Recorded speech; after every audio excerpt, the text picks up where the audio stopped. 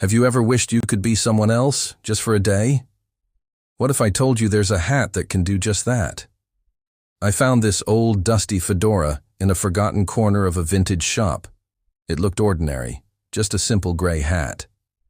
But the moment I put it on, something bizarre happened. I felt a jolt, like a switch flicked inside my brain. Suddenly, I wasn't me anymore. I was a smooth-talking, charismatic detective from a 1940s noir film. I started narrating my own life in a deep, gravelly voice, seeing clues in spilled coffee and mysteries in everyday conversations. It was thrilling, but also deeply weird. The next day, I decided to try it again. I put on the hat, and poof, the detective was gone. This time I was a bubbly, endlessly optimistic artist who saw beauty in everything. I spent the entire day sketching strangers in the park and telling them how wonderful their smiles were. People were drawn to this new, vibrant me. It was like living in a movie. I was hooked.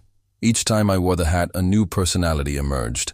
One day I was a brilliant, fast-talking scientist, rattling off quantum physics theories to my very confused cat.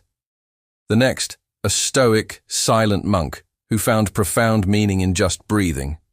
It was an incredible adventure, a whirlwind tour of human potential. I was a comedian who had a whole coffee shop in stitches, a brave explorer planning an imaginary expedition to the Amazon, and even a cynical rock star who scoffed at everything. But with each new persona, a piece of the original me seemed to fade away. My own thoughts, my own feelings, my own quirks. They were getting harder to find. It was like I was a ghost in my own body, just a spectator watching these characters live out their lives. The hat was giving me everything I thought I wanted: confidence, charm, brilliance, but it was costing me myself. One morning I looked in the mirror, hat in hand, and I couldn't remember what my own voice sounded like. I didn't know what I would do today, what I would think, or what I would feel. I was just a collection of borrowed personalities.